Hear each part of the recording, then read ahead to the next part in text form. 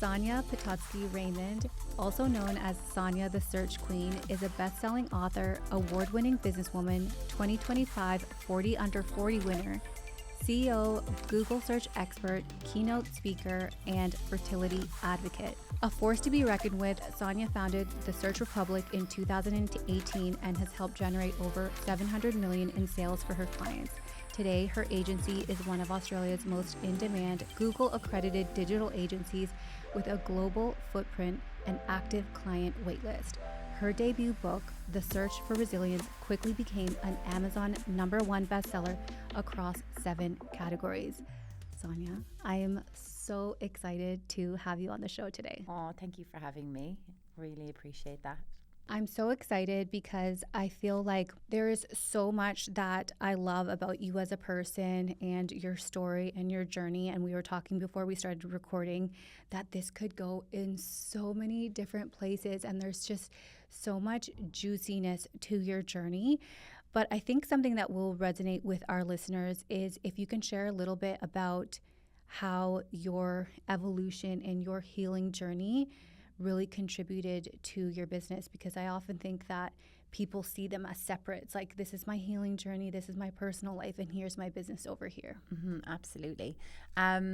So into 2018, I set up my business, and I just started trading after our honeymoon, after me and my husband got married. So literally the 18th of October 2018 is when I started trading, but I had set it up, say August 2018, came back from the honeymoon and started trading. And was like, oh yeah, I'm going to live the laptop lifestyle. I'm going to fall pregnant, going to have my children. And we tried straight away after we got married to have our kids. And it just didn't happen. It just was like month on month, like a death in the family every time, that we realized we weren't pregnant. And 6 months into our marriage, we were told that the road to having our babies is going to be very difficult. So that led us both down a downward spiral of there has to be answers, there has to be a reason, there has to be a way to make this happen. And that was where I was always very heavily invested in personal development, but that's where I fully surrendered to the whole personal development journey. And that started really with MJB seminars. I met them in 2020. Did Tony Robbins' Unleash the Power Within in Sydney 2019, walked across fire and didn't get burnt. And that's when I started to see a lot of shifts happening in myself mentally, and also where I realized if it was up to me, if it's going to be up to me. So that was where I really unlocked my true potential. And then fast forward to October 2020, I discovered Psychedelics. And at the time, we were still knee deep in our fertility journey. So we had a total of 3 years before we fell pregnant. And I will go on a bit of a tangent about that. But the journey to having our kids was by far the catalyst for me becoming the best version of myself, but also the catalyst to grow my business. And I didn't know that would have happened as a result. But in October 2020, I discovered Psychedelics, and I discovered of a healing that's found deep in the forest, that's not mainstream. I was like, well, I believe that that's a sign for me, and I want some of that. So I was very much had at that point have went to every seminar, spent hundreds of thousands on coaches, and then I was like, okay, this was my gut instinct to be like, this is your next step, Sonya. So then I discovered this incredible medicine lady, and it started with my journey with Kambo, which is frog, which is found in the Amazon jungle, and that is put on your meridian lines to really just purge all the resentment and bitterness you hold in your life. And then from there, I went on to do psilocybin magic mushrooms a few days after that. And that honestly was just profound for me, like absolutely profound, because I saw all of the places where I was playing small in my life. I saw all of the places where I was playing victim. I was pointing fingers. I wasn't taking ownership for myself. And when you confront that dark shadow and deep part, like that deep darkness that you bury in your soul, and when you face that, it's very, very confronting. So that for me is where everything went gangbusters, really, because I started my personal brand in 2020 and then did Psychedelics in the October, and then my business 8x'd that year. But I do believe that that is a lot to do with the mindset that I possessed as a result of the healing that I had done. So I believe that all of the seminars and all of the coaches I worked with were all prepping me to get to that point to discover psychedelics, because it is the medicine of the universe and it's the medicine of the planet. And that's what people had for billions of years, like billions of years ago. That was the medicine, like South America and Peru, like ayahuasca, all of those things. But that is, unfortunately, it goes against mainstream. And that was where I was like, okay, I really felt like I was able to reclaim my own power, and what I was here to do. And it brought me back into alignment, and it just completely relinquished all of the conditioning from my childhood, generational trauma, the bullying in school, the not looking a bit different in a small town, the bullying with the girls, the jealousy, all the things. So all of the trauma was something that was still buried within me.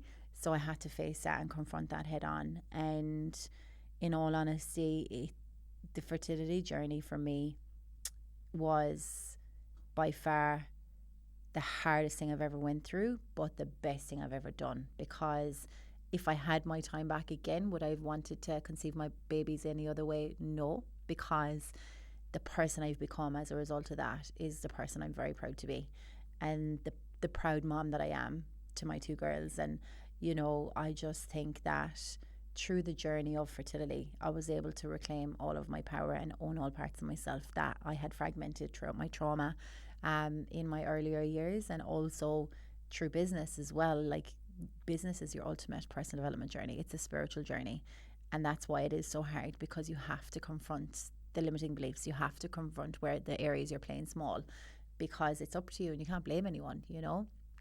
And when they say, you know, business is 80% mindset and 20% action, it completely is.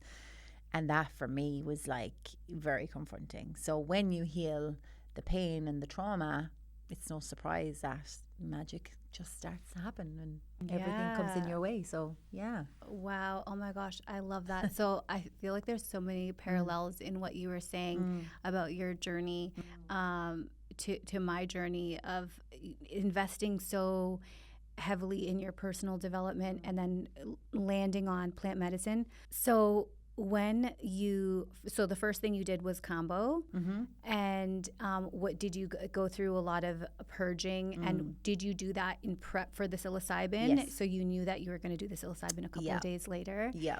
And then from your psilocybin ceremony, what was that thing for you that said, okay, there's something more here, I need to explore another medicine? Because you went on, did you do ayahuasca after? 5-MeO DMT. Yeah. Wow. Toad. Yeah. Okay, so I have not done that one. Yeah, I have heard incredible. It's the Everest of psychedelics. Yes. Honestly, by far, of all the psychedelics that I have tried, mushrooms for me is very gentle now. Like, the first time I did mushrooms, it was very much in my face. But I do psychedelics every 6 months now, because I'm like, wow, I don't need a coach. Like, I'll just trust Mother Earth to show me what I need, and I'm very clear on my intentions. So when I do get into the medicine, I'm very in and out very quickly, because I'm so specific about my intention, and the medicine knows what to do. But I had done a few mushroom trips at the time, but really the last mushroom trip I did was after I had our miscarriage. So we had a miscarriage in 2021. We had the eggs collected in the February, and it was all like, you know, okay, this is finally our time. And then had the embryo transfer in the April, and then found out in the May that we miscarried. Found out in the May we were pregnant, and then miscarried in the early June. So after I'd done psychedelics in that October, I was like, oh yeah, okay, I'm done for a while, you know, because I was really, really scared of psychedelics. I never really dabbled in hallucinogenics, even in my party days. So it was just, I could never relinquish control. It was always like, nah, I can't touch that. But I remember the days of even driving to my ceremony, I was crying like uncontrollably, but it was my ego knowing that something was about to change and something was about to shift. And the minute I had my miscarriage, I was like, I need to do psychedelics again. And that was when I done Cambo and mushrooms, and I was like, what else do you do?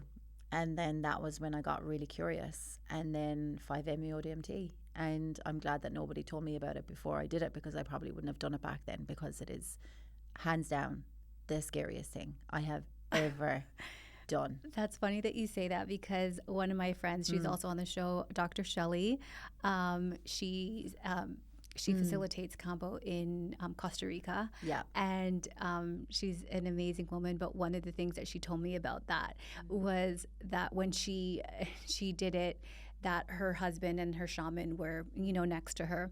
And when she came back, to consciousness, they said, wow, like you looked like you were in pure bliss. Like you must have, you saw God. Like this was, she goes, I thought I died. Like that's how intense was. She's like, I actually thought I died.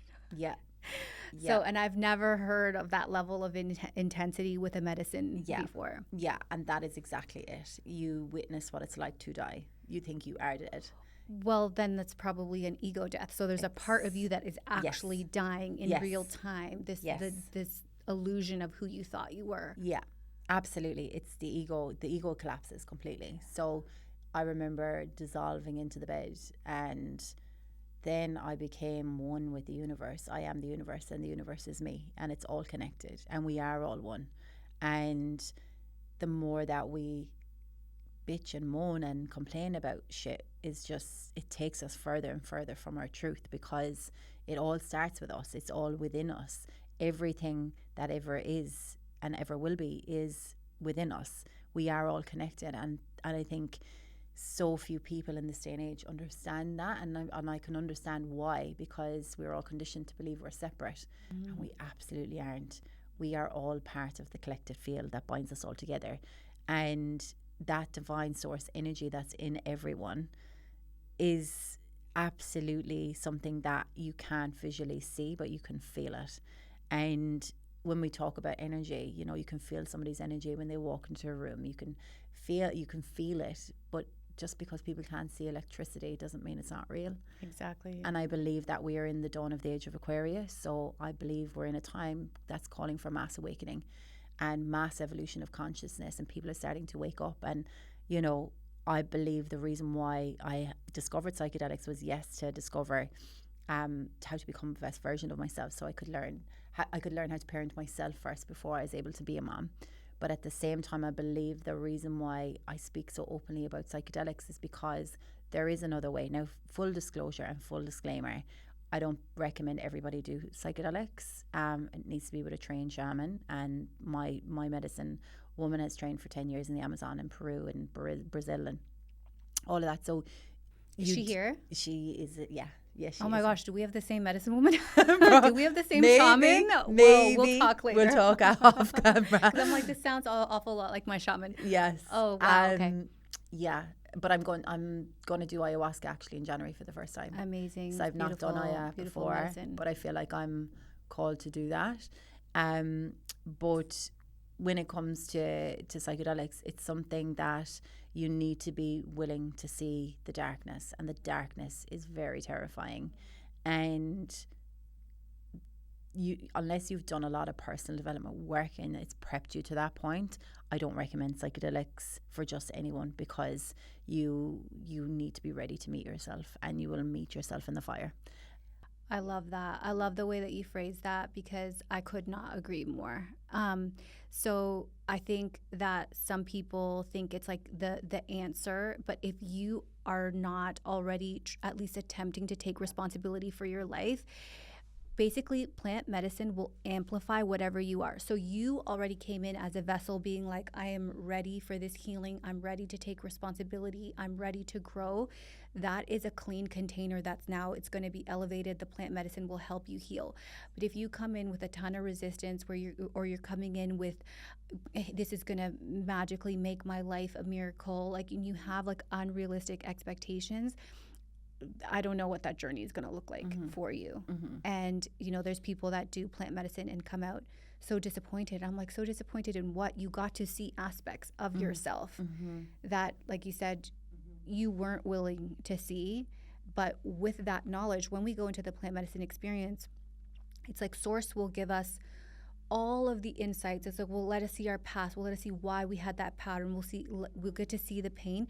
But then when you come out post ceremony, you actually have to do something with it. Integration. You have to do the integration. And I think this is where, and I've touched on this before in the podcast, where I feel like in some spaces, the medicine is not respected. It's almost like a drug, where it's like alcohol. It's like, I'm going to feel good for a moment, or I'm going to feel enlightened for that period of time. Whereas what we're saying is, when you're ready for that healing, when you're ready for your next level, you work with the medicine, but you're going with it with good intention. Absolutely. And then coming out saying, this is what I'm willing to change as a result of that.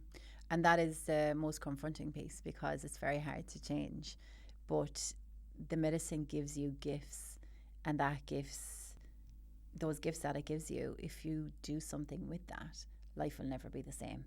But if you don't integrate, you're never going to get anything. Because realistically, when you're in the medicine, that's only a part of the process. It's what happens after, and what you do with the information, that is where your life changes. And to me, I feel like it's been the most humbling experience I've ever went on, because I definitely don't see myself above or below anyone. I stopped putting people on pedestals. I believe that we're all one, and when you start putting people on pedestals, you put yourself in a pit. And when there is that energy imbalance, people feel that awkwardness as well. You know what I mean? You repel what you actually want most, because you believe that you're less than. I call it taking energy. Yeah. When you're in the presence of someone who glorifies, let's say it's a spiritual teacher or a business leader, and if you're glorifying them, it's like you said, you're seeing yourself as, I'm not that. I'm not that. So I want some of that. And people can feel the energy, and it's not, it's a repellent. Yeah. You want someone to come into your space and with giving energy. And the only way someone can be generous with their energy is if they feel so full of themselves. They feel full. They feel overflowing, like, I have something to share with you. And that's magnetic, because people are like, oh, what is that? Like, I need to be around this. I want some of the Kool-Aid. Yeah. Give me some of the Kool-Aid. And I'm like, I'm not the answer. Go speak to my psychedelic lady. I love it. Yeah. I love that you working with your healing and really investing in yourself, and then finding plant medicine was such a key part to your business success, but also you living the life that you want in terms of your family dynamic. I know that so many families go through, like, struggling to get pregnant.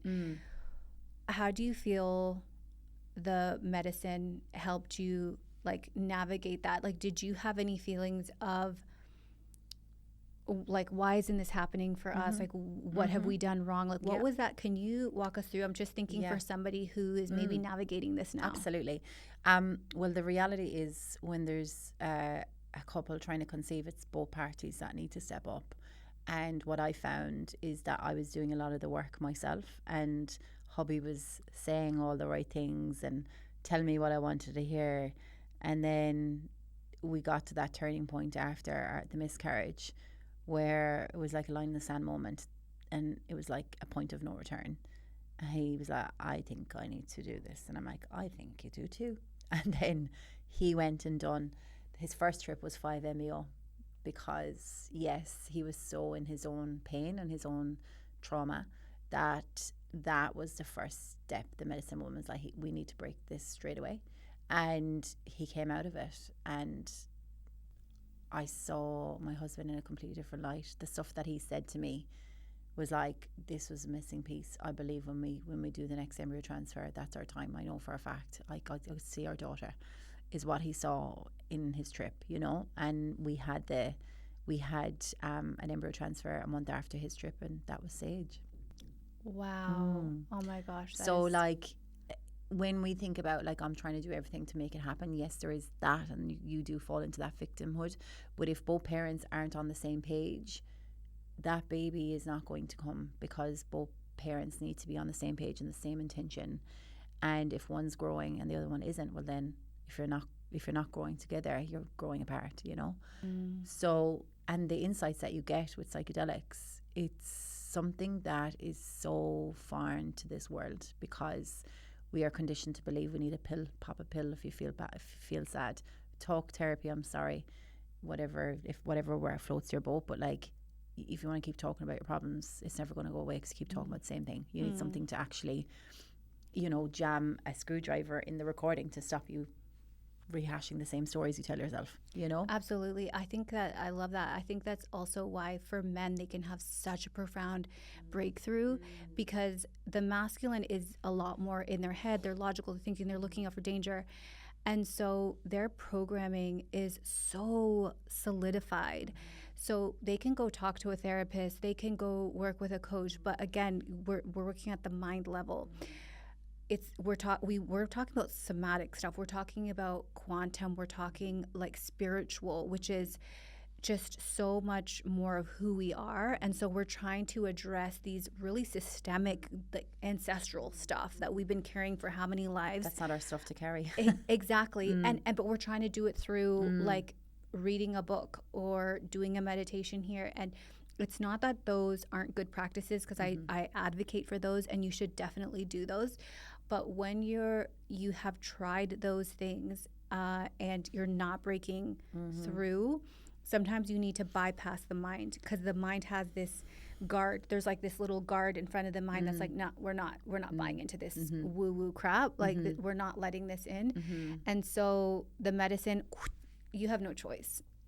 You're in it. You're in it. And you can't even think, because the ego is not there. It collapses the ego. And yeah, when it comes to pregnancy and fertility and all those things, like, having a baby is a spiritual experience. And the more that we remove ourselves from thinking that's true, the further and further you are from going to get what you want. Because realistically, there is a gift in why your baby's not coming. Your gift is that most likely your baby needs you to evolve your consciousness in order for you to match the frequency for them to come outside. And when we talk about frequency and all those things, I'm talking about raising your vibration, raising your energy, turning your life around because of you raising your energy. Like, your child doesn't want to be born in scarcity. They want to be born into abundance. And abundance starts with how you feel about yourself and your world. And there is so many, I believe, adults go around in this world that still are caught in their childhood trauma. And that is why, when we talk about fertility, that may be one of the reasons why people are struggling to fall pregnant, but among other toxic stuff happening in the world. But it's so true though. Yeah. And I love how far science has progressed, because we used to think, it's these only external toxins and all of that. And you and I are both super clean. Like we jam out on all that kind of stuff. And then at the same time though, like, I could have all the organic fruit and vegetables. I could have grass-fed this. My house could be as clean as possible. But if I have toxic thoughts and I have trauma that I'm not willing to let go of because I have somehow identified with it, is I'm getting some kind of significance from it, I'm still going to get sick. I'm still going to have resistance in my body. And I think that's one of the things where when people are baffled, like, but I ate so clean. And it's like, but did you ever check your body, like your actual emotional body? Did you ever think about the type of thoughts that you have? It's also connected. And I think that's why we really vibe on, it's not that we don't respect Western medicine. It's just the new medicine. Like, there's an old ancient medicine, and also there's also the intuitive healing that our body wants to heal itself. We just need to remove this stuff so that our body can heal itself. We can heal ourselves through food. We can heal ourselves through our thoughts, through our emotions. And when people think of plant medicine as super alternative, I did.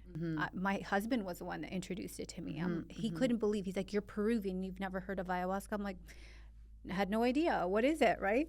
And so people think that that's so alternative, but then they think nothing of putting literal toxins in their body to prevent the spicy cough. Yeah.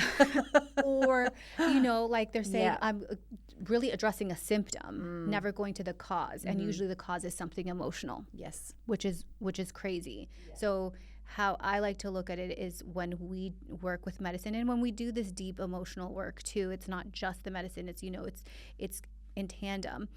Then we are really healing the actual cause. We're going to the root cause rather than putting these band-aids that are actually toxic on something that it was never designed to heal it. It was designed to numb us temporarily from that pain. And I think that's where we've always been so aligned. Yeah, 100%. And I love that you've brought that up, because this is something I am super, super passionate about, because realistically speaking, we're living in a generation where we're told to like trust the science and don't trust your own body, don't trust your own like gut instinct. When you know something's wrong, it's wrong. Your gut never lies. And that is really, really dangerous, because when we give our power away to, I'm going to just say a big pharma, for example, we lose the whole reason as to what our bodies are designed to do. Like, our bodies can procreate, they can make human beings.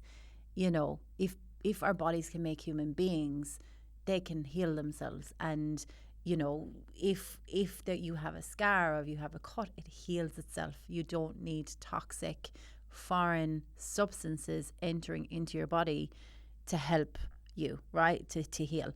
Now the big distinction I want to make here is that there's absolutely a place for modern medicine, 100%. Look, I wouldn't have my babies if it wasn't for that. However, it's not the answer to everything. And I definitely believe modern medicine plays a huge part in like physical trauma, operations and people needing surgery and all of those amazing things. But for every single ailment we have in this lifetime, big pharma is not the answer. And I'm super, super passionate about it, more so because there's such a huge amount of trauma that families are going through that is not in the media. We don't see really what's happening in the world or what's happening behind closed doors, or it's not spoken about. It's because if it was spoken about and if it was in mainstream media, people would start to wake up and to know, fuck, this is something I shouldn't be doing. Maybe the next time something like this happens again, maybe I might just stop and actually ask the question and ask bigger questions and maybe trust my gut rather than trusting the government or trusting what big pharma or the news are saying. You know what I mean? I love that. And I think it really even goes back to what we were saying about plant medicine, about everything being within you. Like, we have gone to collectively in this victim mindset of like, the government knows better, the doctors know better, and we're not saying there is no knowledge outside of us, but we actually know what's best for us. And this whole outsourcing thing is why we are so sick and the thing is, we have to understand too, yes, there's a time and place for everything, different types of medicine, for natural healing, all of that, but we have to remember too that the pharmaceutical industry, it's a business. And even if you look at consumerism, even let's talk about the fashion industry, beauty industry, whatever, what are they constantly trying to do? They need to create a problem for you don't have enough makeup, you don't have enough hair products, you don't have enough clothes, you're never enough, therefore you need to buy my product. Well, it's the same thing with big pharma. They have to say that this is a problem. Oh, you have a sniffle, here, have this. Oh, the medicine from that we gave you for the sniffles also caused this, we have something for that as well. That's called business, and in the darker sense of the word, right? And we just have to be mindful of that and be smart consumers and ask the question and stop calling people radical for asking questions and for saying, hey, that wasn't my lived experience with that medicine. Actually, the medicine this happened to my child, or this happened to my mother, and not be like, oh, that's nonsense, but actually listen to the people that have had the lived experience. I think that is so important to just share with people. And I know that you and I share very similar beliefs with that, and it's it's always amazing to connect with someone that it really is, isn't it? It's like, oh, you're my soul sister. It's like, oh my God, I know you that understand me. Yeah, totally. And I'm not exactly losing my mind. Exactly. And the thing in is, this crazy world. yeah. And the thing is, it's like, there's been so many times in history where the minority were looked at like they're crazy. And then, I mean, even through scientific method, right? When we say trust the science, well, scientific method is you have a hypothesis, you test it, and then you test it again. So why are we just trusting that first test? Like scientific method says we need to test it again and again and again under different circumstances, under these measures and these parameters. Then, you know what I'm saying? So to say trust the science is trust the science as it keeps studying it. It's conditioning you to not actually ask a question. Ask the question. Like, exactly. you need to come back and actually ask in your gut, if this feels off, it usually is. Yes. And when you witness so much sickness around you, and then you go and you actually do the research and the stuff that you uncover, and then you're like, holy fuck, how does nobody know this? Yes. That is where I believe people like you and I, with our influence, and this is why we're speaking about it, is because this is where you need to actually guide the way for others, especially when people see you as inspirational. We're not crazy people here. We're actually asking bigger questions. And wealthy people and people that do very well in their lives have gotten to where they've gotten to because they've asked bigger questions. And when you ask bigger questions, you start paving the way for other people not to be sheep. And like the sickness that is in this world, cancer specifically, that wasn't even around 100 years ago. Nobody had cancer. And I wonder why. Because Big Pharma came into power in the early 1900s. And that was where people started separating themselves from natural healing properties and chose to put more toxic stuff into their bodies, which probably at the time they didn't realize there was, that it was such a big deal. But it's something now that's really taking over our whole society, and it needs to stop, because we are incredible human beings with incredible healing powers, and we are here for a reason, to make a difference in this world. Like, there's no accident that we are here. Like, me going on a fertility journey and knowing the chances and the odds of falling pregnant, and that journey alone, like, it's a gift to have a life. It's a gift to be here. It's a miracle that you're even here. And in which case we need to act and treat that accordingly, not give our power over to corporations that really don't care about us at all. Like, it's the same corporations that are in the media feeding the system, and the same corporations in the media feeding the food companies, and the food companies feeding schools, all of the things. It's one big ecosystem. It's massive, and it has nothing to do with our empowerment. Nothing to do with our empowerment. It has very much to do with keeping us in a certain way, contained and controlled. And if we are sounding crazy, this is not even the result of deep research. Like, if you just search a couple of things to know, well, how did the medical, like Western medicine, how did that start? Well, why was our education system created in this way? Who were they really developing? If you ask these questions, again, food industry, a business, okay? Yes, we need to eat, but that's not the purpose of them. The purpose of them is to make a profit. So if the purpose is to make a profit, then we need to cut costs. We need to use the cheapest, yuckiest ingredients, industrial in many cases. And we don't care that your kids now have ADHD. We don't care that your kids are sick and you have all these or rare problems. forms of cancer. Exactly, rare at forms 2 years of cancer. old. Exactly. And they die, or SIDS. Like, so, come on. Exactly. And so it's kind of crazy from where we sit. It's crazy how people don't even question it. Don't even question it. It baffles me though. Yeah, because people think that Dan and I are extreme, and I mean, on a stretch, maybe my husband is a little bit extreme. He's very natural. But to think that we're weird because we want to give our children natural food, and you're giving your child like just grains and artificial colors and flavor, like stuff that's not even actually food. If it's in a package, it's probably not real food. And if there's loads of numbers Yes. of the chemicals on the back of the label, that's not food. Whole food is whole food. Whole food is like that. anything that is from the land and that is from the water, stuff that doesn't have to go through modification, because the modification is where it's a toxic shitstorm, And I couldn't agree with you more, Marcy. I just feel like that sometimes, when we see very intelligent people that you would think are very intelligent don't even stop to ask a question, and we think that the government is there to protect us.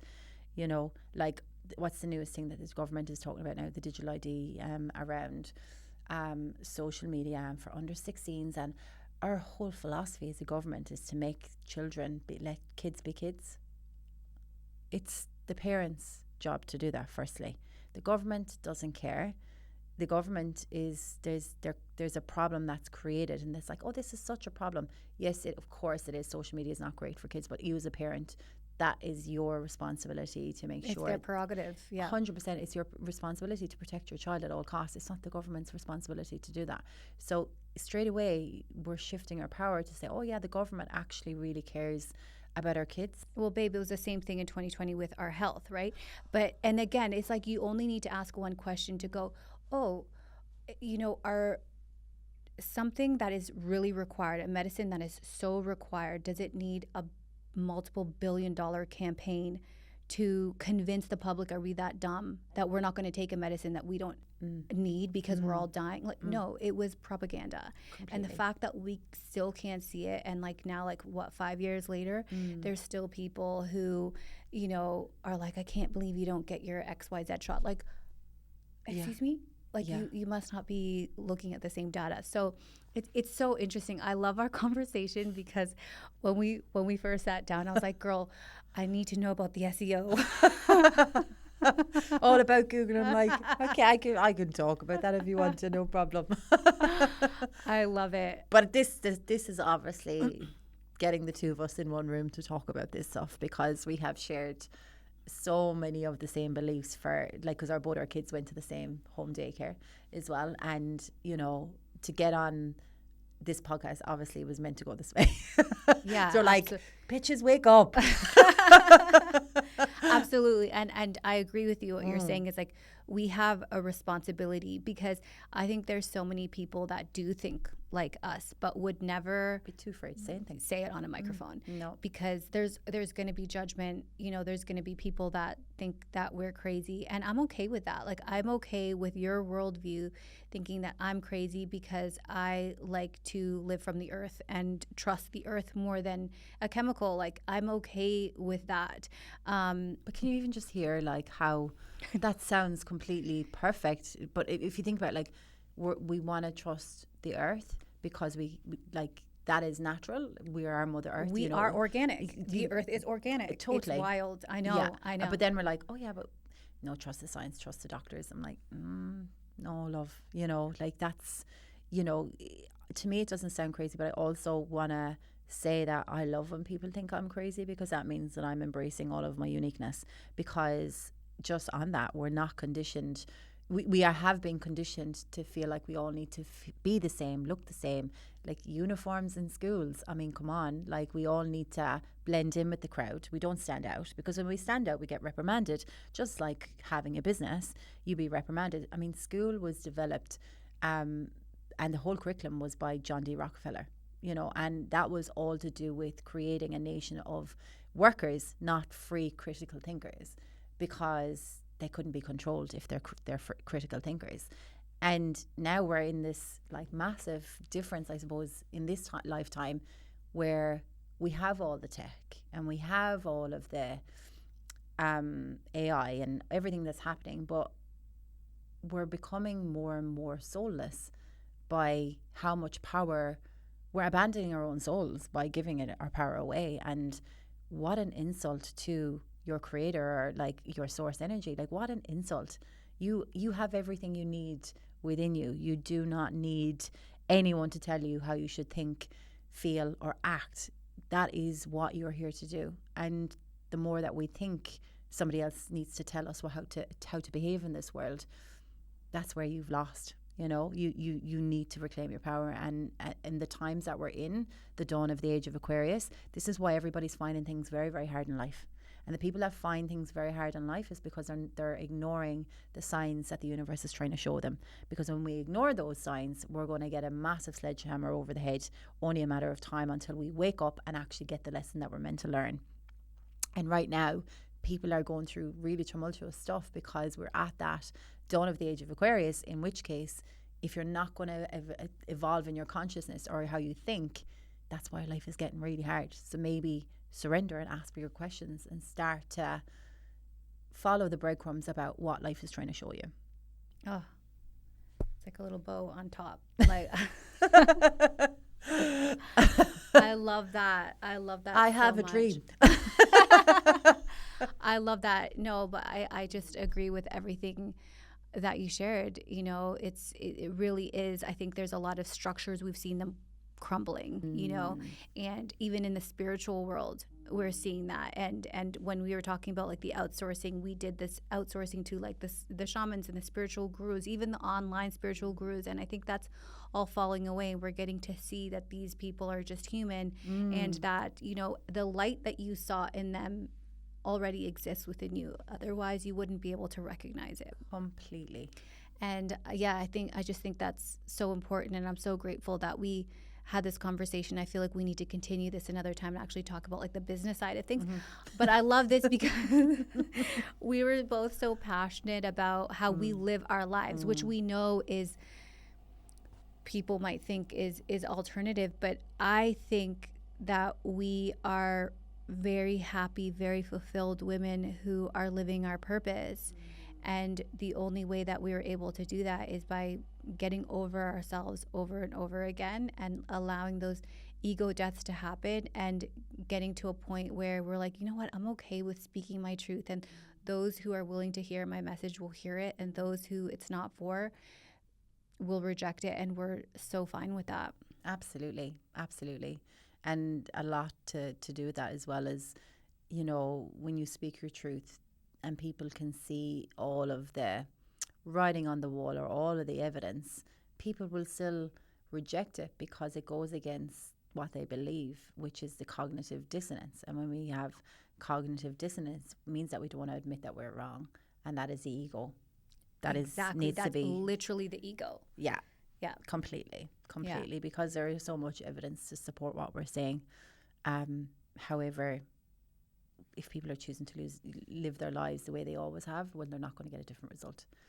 But I'm very, very grateful that we're having these conversations, because I think we're at a time where society, or if we even make a small impact in having these conversations, I think maybe people will start waking up and ask bigger questions as well, because I believe that we're in it.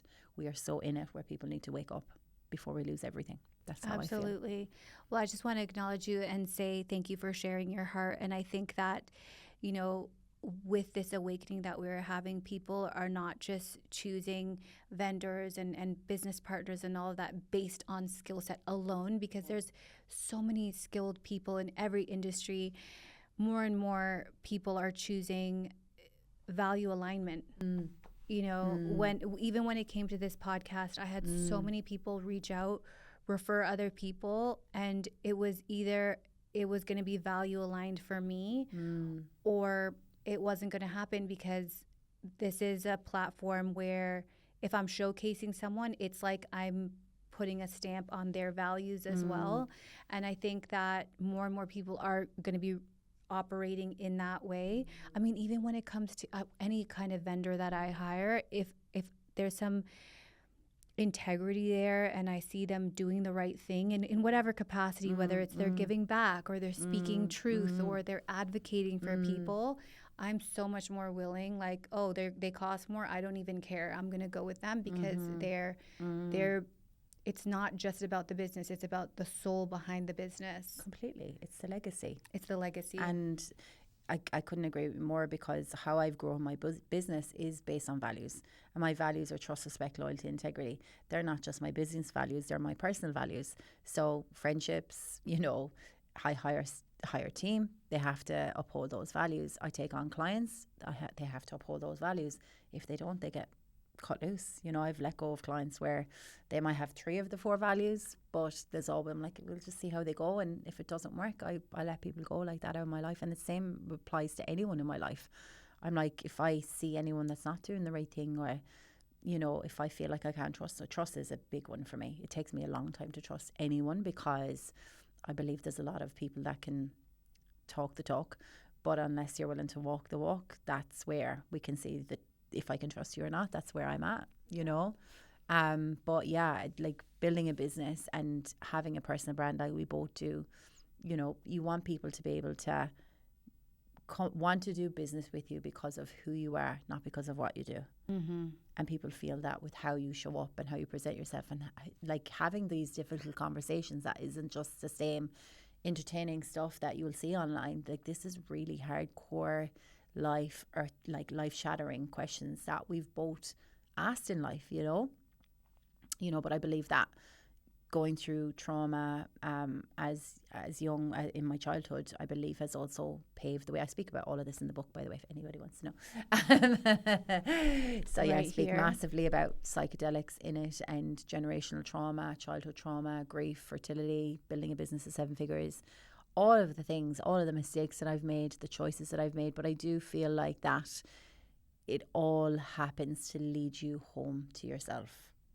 And when we come home to ourselves, that's where we can't be controlled, where we can't be conditioned, and that is where we're free. And everybody's looking for freedom in many aspects of life, but if you can free yourself from your own cage that you put yourself in, that is the biggest gift that you can give to your family, to yourself, to your creator, to your divine mission and what you're here to do, because it's the shackles that keep us stuck. And the shackles have been imposed on us through, you know, what we've went through in our childhood, our beliefs. But our beliefs are formed in the first 0 to 7 years of our life. And what happens then over time is that our reality just keeps folding in on top of itself, because we haven't addressed the root cause of what happened in our childhood, you know. And that is even now, even being a mom to my 2 beautiful miracle girls. Oh, by the way, there is a happy ending. Yeah, I have Sage and Willow. Sage is 3 years and 4 months, and then Willow is 15 months. So 2 years and 2 weeks apart. They're absolutely divine. But how I show up and how I mother those 2 girls would have most likely been vastly different had I not done the healing work on myself, because I'm very aware of the first 0 to 7 years of their life. I'm like, we need to be present. The phones the children can't compete for attention with the phone. They can't pedestalize the phones if they don't have if the phone's not a barrier in their life. And also, like, the times when you feel like you fucked up, or you've, like, you know, you've done something wrong, like, mommy, sorry, mommy didn't mean that, you know. Or you lose your shit one day and you roar at your child, because I'm going to be honest, it happens sometimes, and you're like fucking hanging on by a thread after no sleep. It happens, and you're running a business.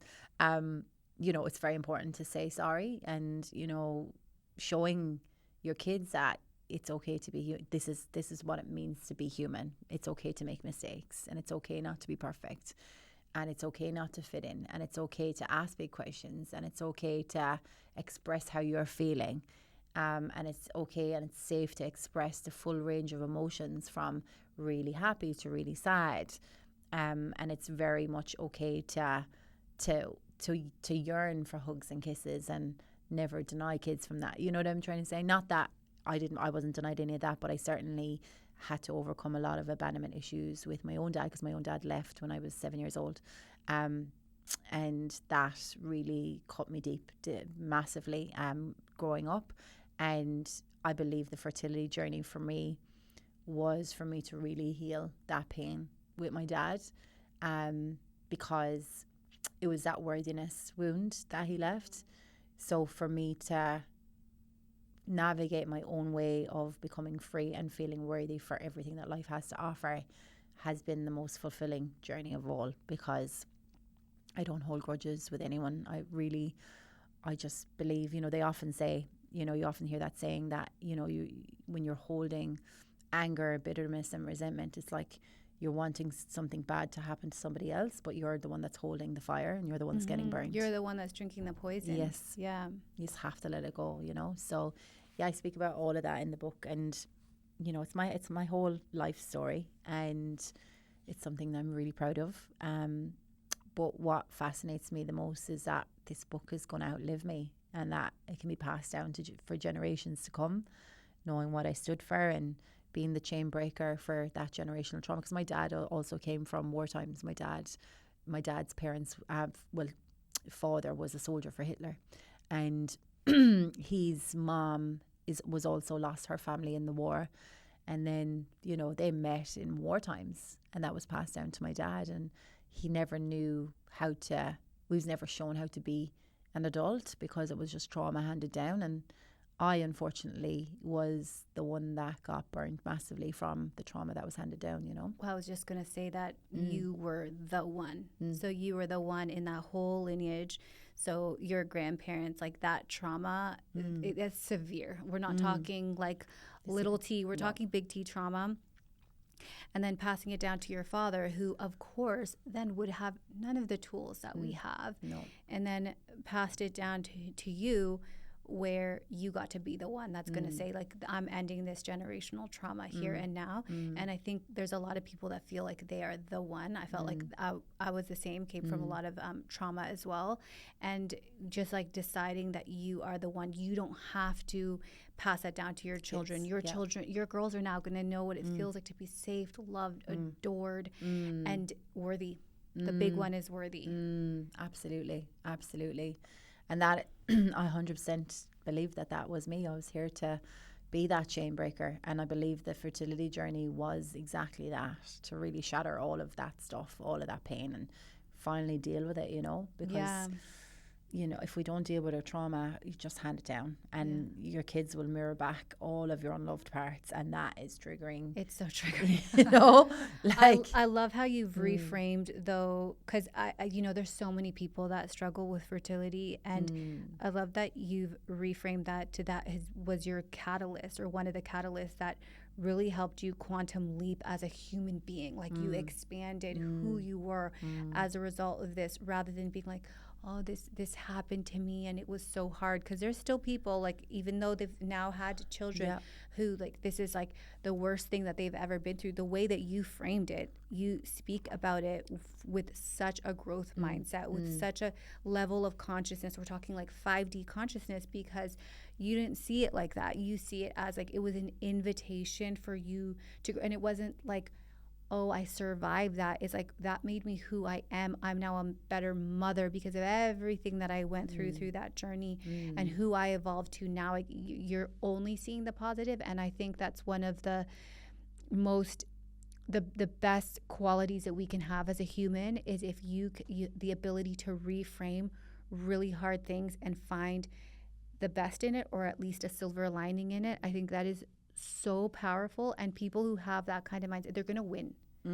So just really leaning into that mindset. If you are someone that does the opposite of that, I would call myself out on that, and really lean into, how can I frame this in more empowering? What is the gift here? Because there's always a gift. You know, I was adopted for a long time. I thought, well, my own mom doesn't want me. Like, I must be worthless. Everyone's going to abandon me. And then I got to a point where I was like, wow, that really challenging time in my life is why I can speak to people in the way that I can speak to people. Had I not been through that, maybe I wouldn't be able to have the level of compassion and really have a really wide span of type of person that I can relate to, and I can speak to their potential, but I can also speak into their pain, because I know exactly what that feels like. And I know what it feels like to be a victim, and I also know how to get myself out of that. Yes, I completely. Thank you for sharing that, because it's it's pretty hardcore when you have a mother or father wound, you know, and that really shapes your worthiness and how you see the world, and shapes your world. And there, unfortunately, a lot of people go through that in life, you know, and it's kids, they can make it mean a lot of things, you know. I made it mean that I wasn't lovable, you know, and I would go to the ends of the earth trying to fit in with the crowd, and I never fitted in. And the more I tried to fit in, I fell on my ass. Me too. It's like, you just need to embrace your uniqueness and your individuality, because we are all different. You know, we are so different. And it's insane, because even Sage, my first daughter, she's the head off my father as well. Like, it's bizarre. It's like she's so like him. Like she looks so like him. Like she came out and Kevin was like, oh my God, she's the head off your father. But it's bizarre because like, which is interesting because he was the one that I had the most pain and trauma with. And had I had not healed that, Sage may not have been here, you know? And it's just, yeah, it's when you think about, you know, little ones and this generation and what they're growing up in, like my heart breaks at times with, you know, I have faith in humanity, but my heart breaks a little when you have these small little kids that are growing up in a really volatile time, like in the world, you know, and the pressure of us to even step up that much more to protect our kids is enormous, because you're now like questioning what they're eating, you're questioning medicines, you're questioning who we surround ourselves with, you know, you're questioning the schooling system. Like these are massive things that, as a human being in this lifetime, this is it's all of your whole world that you are starting to collapse, because you're like, okay, I don't trust this, I'm going to ask bigger questions. And then when you start peeling back the layers, you're like, oh my, like, yeah, I will go to the ends of the earth to protect these kids. Yes, and it's whatever so may it's so interesting like. that you say that, because one of the things that I see too is when, so people like us who ask a lot of questions and we want to know, and then we want to advocate for our children. I think it's so important that when you go down those rabbit holes, or when you do the questioning, is that you always remember your power, because there's people, and I'm sure you know people like this too, who have gone down all those rabbit holes and they get lost, and then it's like the whole world is out to get us, and they feel so disempowered, or they hate the world because of it. And it's like, no, there's so much love here, there's so much goodness, but we have to be aware. It's like, I think the highest level of consciousness when it comes to this is like being willing and having the courage to see the darkness and not letting the darkness eat you up. Because when you see, you know, things happening to children, you know, things that like the corruption, the violence, all of the things that are happening, and we know it's happening, can you see that and be willing to see that? Because if I always say, people who are unwilling to see that have never looked at their shadow. They're scared of the darkness, not knowing that the darkness is an aspect of who we are, and we need to be able to see it. So I think there's a piece of looking, and then it's also, can you remember your light and remember that you're just pure love, and that you have the power to heal, and that when we're protecting our children, we're doing it from like this lioness, powerful, like I will eat you up if I need to, if you come near my children, but all still from a place of love, you know, and like a lightness about it still. Like there's just so much fun in this world too. Yes, absolutely. And I love that you've said that, because absolutely, and I believe that that's probably the reason why people are very ignorant to what's happening, because like, oh no, I can't even allow myself to even believe that that's even happening in the world. And I think just coming back to a strategy that can help with that is that the whole world is in balance. So like is balanced, should I say. Where there is light, there's also dark. Where there's dark, there's also light. Where there's up, there's down. Where there is, you know, one side of the planet's dark, where the other's light. You know, there's opposites to everything. And when we are very far plus and positive light, but then we're ignoring the dark, it's only a matter of time before something will happen to bring you back into balance. So when you find yourself going very much to the left or very much to the right, you need to bring yourself back into balance. So when we're asking these big questions, you know, a simple strategy might be is like, this is very dark, but how grateful am I that I'm in this position where I'm aware, but I'm not allowing it to consume me, and I'm doing this from a place of love, like you said, because I want to be a better mom to my kids, you know. And I think in the dark times of our lives, there's also a lot of light, and I think when we ignore that, that's where we also lose our power. So, and with the darkness, you know, there is a lot of darkness in the world, but there's also a lot of light. But sometimes we can, and I have found myself at times, I'm not going to pretend that I haven't, but I have found myself definitely around COVID times when I started to have that really big spiritual awakening. I'm like, Jesus, this is really a dark place. Same. So I really want to bring a kid into the world. Like, same. Literally, you know? Exact same thought. Yeah. Yeah. And then I believe that was one of the reasons why we lost the first baby. Because at the time, I don't know if you've heard about the documentary series, The Fall of the Cabal. Of course. I watched that when I was pregnant with our first embryo, and I actually lost the baby after that. So I feel that I saw that and I witnessed it, and that really rattled my core to really what's really happening in the world. And then I made that commitment to myself after. I'm like, okay, I also believe that my job in this lifetime is to be the light despite the chaos. So if I'm consumed with the darkness, then I won't be able to really understand like what I'm here to do, and that's not going to serve anyone. So when it came to the book, The Real Anthony Fauci, book that was by Robert Kennedy Jr., I really wanted to read it, and I was like, you know what? No, I'm not going to read it because I can't separate myself from that. It kind of hijacks me a bit. And the same with horror movies. I can't watch horror movies. I have to like chick flicks. I can't. I'm like Sunshine and Butterflies, like chick flicks all the way. Like I'm like happily ever Same. after. I just can't cope. I get nightmares. Honestly, I truly Same. do. I'm just too sensitive. Yeah. So hubby listened to the book, The Real Anthony Fauci, for our family to know what we need to know. And he's like, yeah, that's very dark. And I'm glad that you didn't read it because it brings us both up to that level, but I don't need to get lost in how shit it is. You know what I mean? Yeah, absolutely. And Dan and I did similar things where he was a lot more in the know and of everything that was happening, because I could feel my vibration dipping, and I could feel that I was not, it's really hard to look at something so alarming and then be able to pour love into your babies. Like I was struggling with that, and I said to him, you look at what you need to look at. I can't look at it, so don't send me anything for right now, because you sending each other like back and forth. I was like, I can't right now. I need to just like balance my energy. And then I went through the same thing, all the things happening in Palestine. It's like you can inundate yourself, and then, but anytime you villainize one or the other, it's like when we say Big Pharma, we're not villainizing Big Pharma. We're just saying, hey, time and place, understand the marketing, and there's other ways. And it's the same thing with anything, whether it's war or this. It's like you can recognize that something is wrong.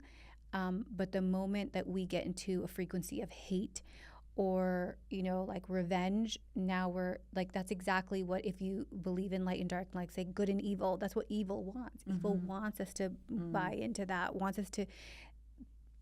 Darkness loves when we feel guilty, when we're scared, like what's going to happen next, when we're hateful, right? All of that. It's like, it's like their happy juice is that. So for us to be aware, and this is why I love having these conversations with you, because I feel like we're so on the same frequency, is we can have these conversations and then go like have a juice and feel so good about life still. It doesn't bring us down because we have calibrated ourselves to vibrate at a certain vibration, and that's like our status quo, where we'll always vibrate despite what is going on. And that's a result of the healing work that we have done, and how much we protect our energy, both in terms of environment and who we surround ourselves with. Who we surround ourselves with. Equal energy exchange, or not at all. Yeah.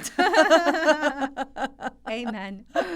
Yeah, I love that, and I think it's important to also say, like, the universe doesn't respond to victims; it responds to victors, and that, in essence, is what my journey has been about. It's coming out of that victimhood and massively into being a victor of my own life and owning all parts of myself, the good, the bad, the ugly. God, there's things about myself that, bother people. I'm like, I don't give a shit. Like, the only opinion that really matters is the opinion that we have of ourselves. And we are more important even than our own kids to ourselves, And when we put on our own oxygen mask first, we have more love to give, and it has that ripple effect that ripples out into our community and our families and everyone that they touch, and they're like, oh my God, this one's energy. I'm like, what's something about her? I'm like, that's why, because being full of yourself, where I come from, a small town in Ireland with a Polish surname, being full of yourself was a crime, like it was a crime to love yourself, if that makes sense. So it's interesting how society plays a massive role on our beliefs as well. So I think it's also being mindful and aware of how society can shape our beliefs, because some of the beliefs that you probably have aren't actually your beliefs. They have been beliefs that have been projected onto you. And when you become completely sovereign in your body without needing to buy into all that stuff. It's an unbelievably powerful place to be in, because can you imagine if everyone on this planet got to that point of becoming sovereign in their own body, to believe what they believe, and not having to take on people's beliefs or society's beliefs. Can you imagine how empowering the world would be, and how much of a different place this world would be? It's amazing. We'd actually have peace, because you also wouldn't, when you're so solid in your beliefs, like if I'm solid in my belief, I don't need to convince you of anything. But it's when I'm rocky that I'm like, let me convince you so that you can also buy into my view of the world. Totally. And people want peace on earth, but nobody's willing to clean up their own side of the street because it's too painful. And what I mean by cleaning up your own side of the street, clean up your own trauma, clean up and deal with what's happening in the inside, and then you will see a different world on the outside. That is when we will start seeing the change, but stop pointing fingers. Point the finger back within you, because what you're pointing a finger at is mirroring something back within you that you're not willing to see. Amen. I don't know. We could talk forever. Where's forever. our cocktails? Thank you so much for your time. You're so babe. welcome. This was so good. Oh, you're so welcome, and thank you for having me. Of course.